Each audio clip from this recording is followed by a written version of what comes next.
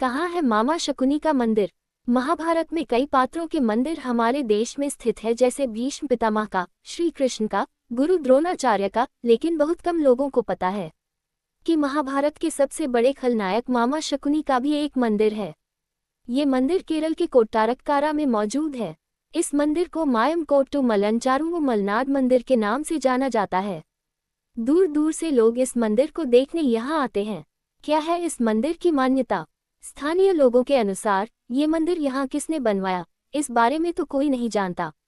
किंवदंती के अनुसार शकुनी शिव भक्त था। उसने यहाँ भगवान शिव को प्रसन्न करने के लिए घोर तपस्या की।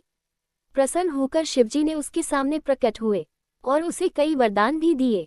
यही स्थान पर शकुनी ने तपस्या की थी, इसलिए यही उनका मंदिर भी बनवाया गया।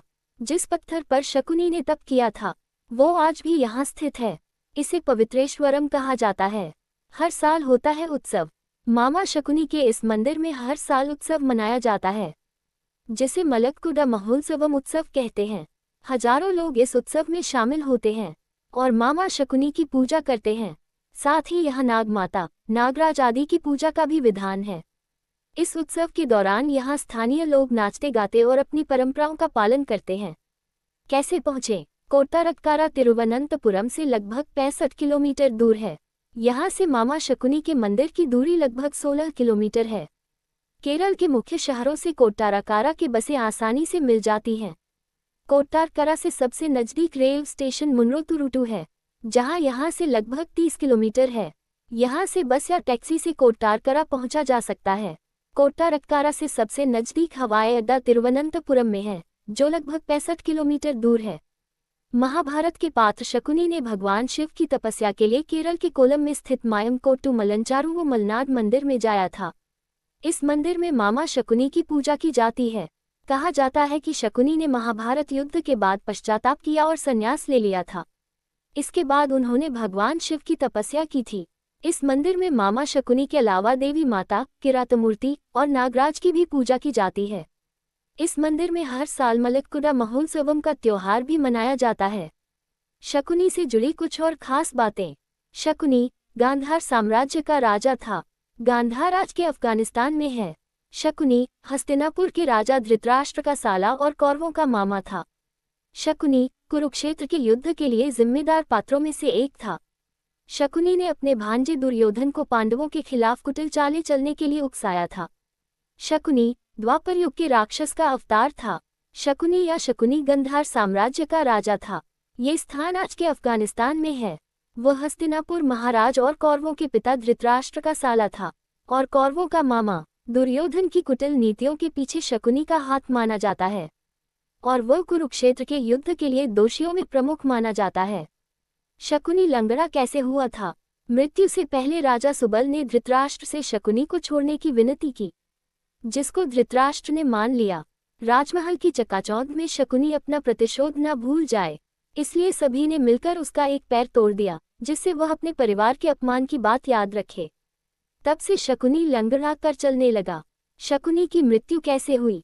शकुनी क्रोधित हो गया और सहदेव पर हमला कर दिया। उसने सहदेव का रथ और धनुष तोड़ दिया, लेकिन सहदेव दूसरे रथ पर चढ़ गया और शकुनी से भयंकर युद्ध किया। कई हमलों और झगड़ों के बाद दोनों अपने रथों से उतरकर द्वंद्वयुद्ध में उलझ गए। फिर सहदेव ने शकुनी का सिर काट दिया और उसे मार डाला। आखिर शकुनी को स्वर्ग क्यों मिला था? इसके बाद शकुनी के परिवार का हर सदस्य भूख के कारण मरता चला गया। तब शकुनी ने अपने पिता की अस्थियों से जादुई पासे बनाए और परिवार की मौत का बदला लेने की ठानी। शकुनी हमेशा अपने परिवार के लिए जिए और अपने परिवार के खिलाफ किए गए अपराधों का बदला लेने के लिए अधर्म का साथ दिया। इसलिए शकुनी को कुछ समय के लिए स्वर्ग मिला था। शकुनी को उसका पासा कैसे मिला? अंततः जब राजा की मृत्यु हो गई तो शकुनी ने उनकी हड्डियों का उपयोग पासों की एक जोड़ी बनाने के लिए कहा।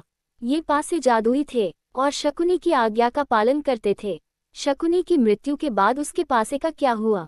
ऐसा माना जाता है कि वे पासे उसके मृत पिता की रीढ़ की हड्डी से बने हुए थे और इसमें उसके पिता की आत्मा का वास था। दरअसल शकुनी के पिता ने प्राण त्यागने से पूर्व उससे कहा था कि मेरी मृत्यु के बाद तुम मेरी हड्डियों से पासा बना लेना, जो तुम्हारी सदैव सहायता करेंगे। गांधारी ने शकुनी को श्राप क्यों दिया था?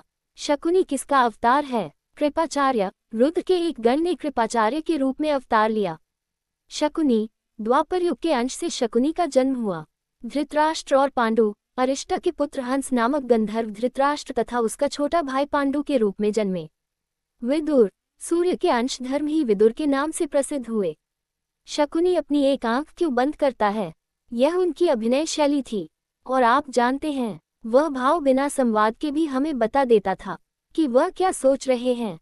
ये प्रणीत की अपनी शैली थी। जैसे ही वह अपना संवाद बोल रहे थे, वह एक आंख बंद कर लेते थे और फिर अचानक उसे खोल भी लेते थे। शकुनी बदला क्यों लेता है?